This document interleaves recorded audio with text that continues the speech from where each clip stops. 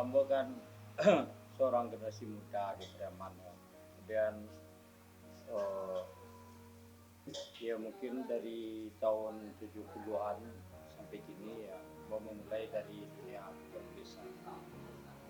Pada awalnya mau tidak pernah tahu banyak tentang Preman itu ya. Kehebatannya dengan tokoh-tokohnya ya. Tapi itu setelah tahun 80-an barulah mau mengetahui nama Jimek Saleh kan. Padahal mau sehari-hari di situ kan. Nah, tapi mau tidak pernah mengenal yang dikenal orang itu kan hanya bangunannya ya. Itu bangunan rumah gadang kan yang di Pasar Priaman. Jadi hanya orang kenal hanya bangunan, tidak tokoh pada umumnya ya. Jadi pada Muraso tidak mungkin tidak jauh berbeda ya. Jadi masyarakat yang ada di Pasar Priaman itu hanya mengenal itu bahwa itu bangunan rumah gadang. Rumah gadang rumah Preman itu. Iya, rumah gadang. Karena ada peninggalan sebuah rumah panggung dan itu salah satu bangunan yang tua juga.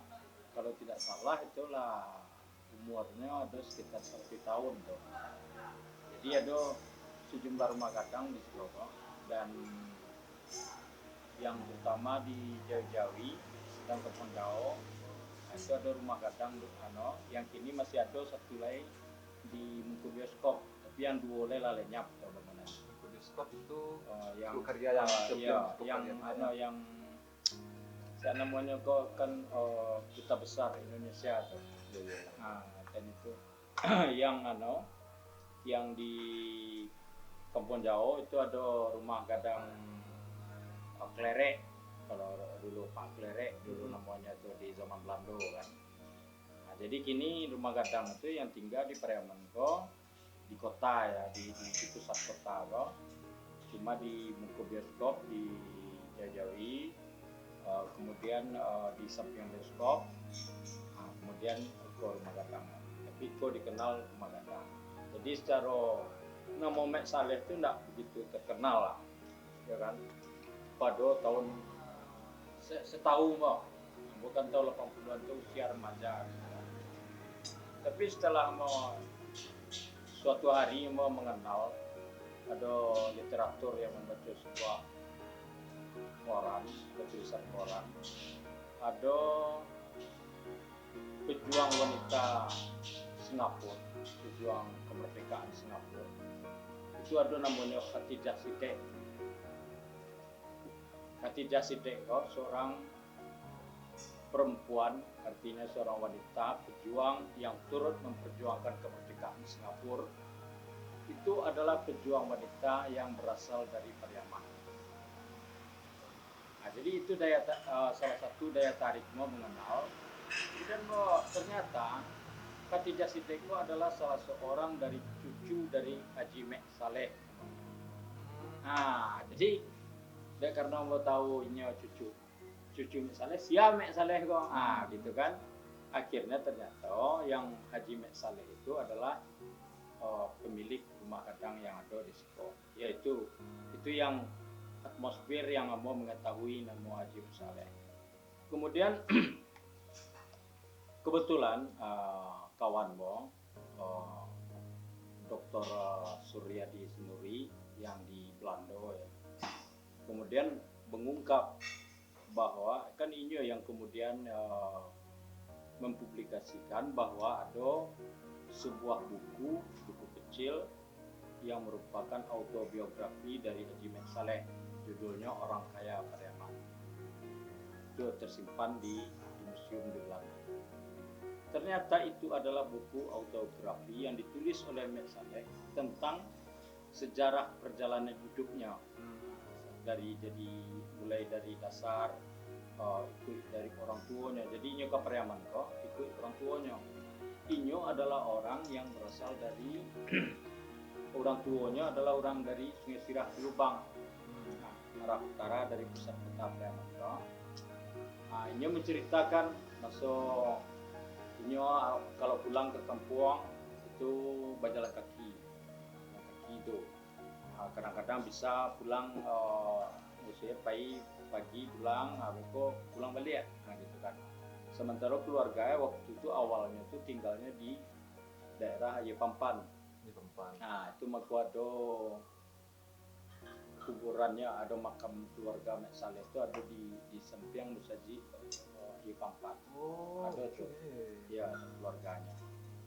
Nah, kemudian itulah diceritakanlah tentang kisah Haji Mek Saleh, ya. Mbak Ainnya kemudian memulai berdagang. Jadi awalnya tuh nyo mencampuri dunia dagang tuh yang bawa ketahui dari literatur tuh. Inyo memulai ikut mamaknya. Jadi ada dua orang mamaknya di situ.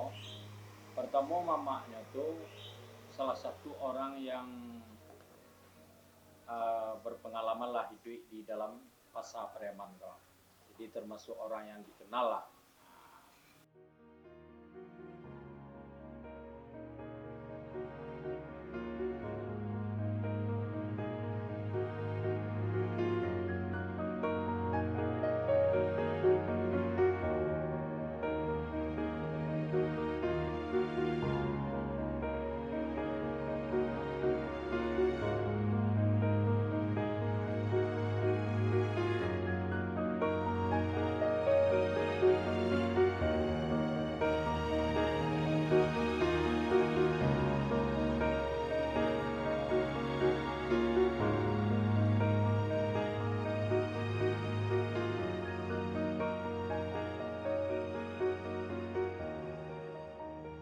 Assalamualaikum warahmatullahi wabarakatuh.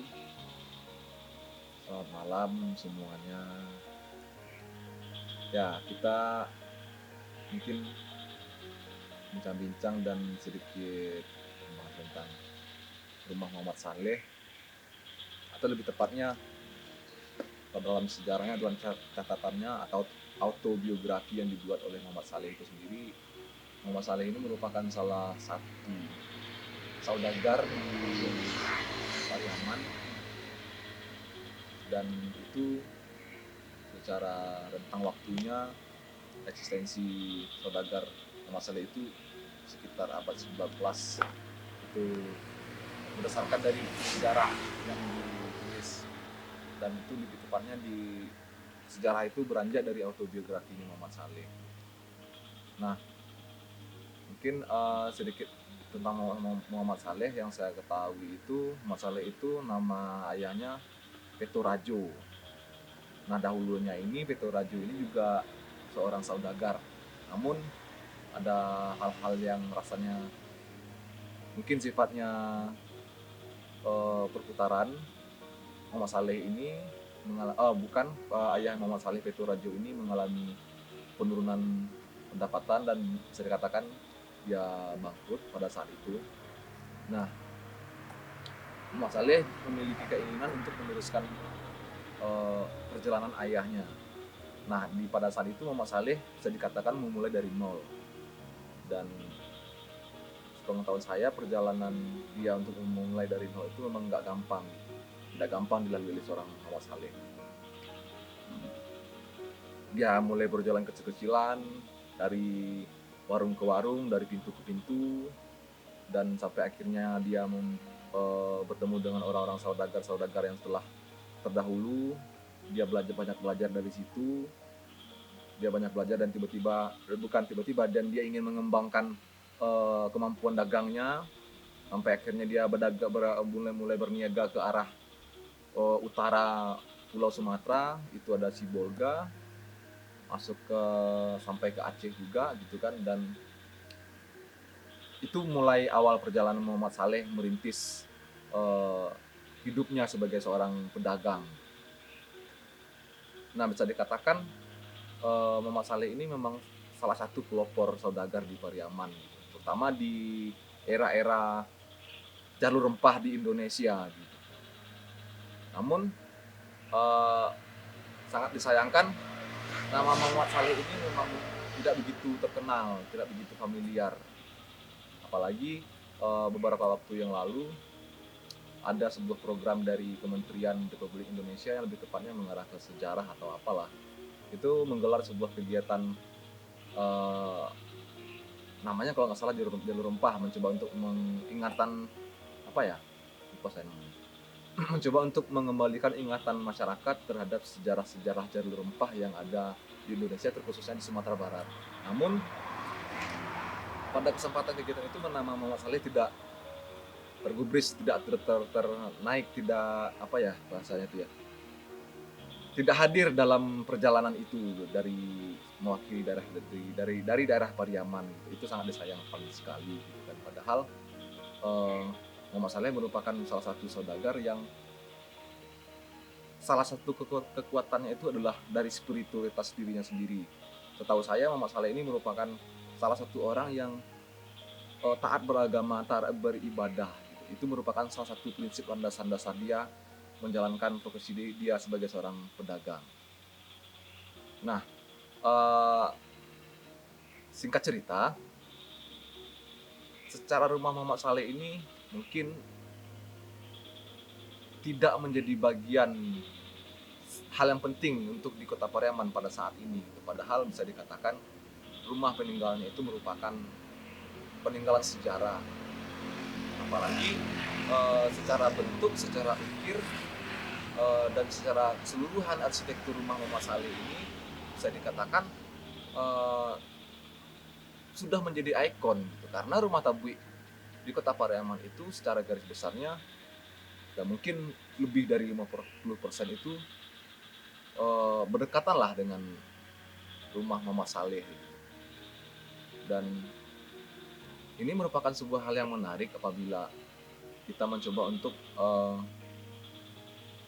mencoba untuk mengingat kembali, mencoba untuk menghargai kembali apa sih potensi-potensi yang rasanya bisa menjadi sebuah catatan penting, bisa menjadi sebuah motivasi penting bagi masyarakat lokal.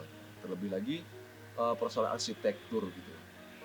Ya, ini merupakan sebuah ciri khas bahwasannya ini adalah gaya rumah gadang di Pariaman. Walaupun dalam tanda kutip rumah gadang bukan secara umum ya di Minangkabau, tapi orang yang berpengaruh, orang yang terpandang, dan orang yang rasanya bisa memberi sebuah motivasi pada zamannya.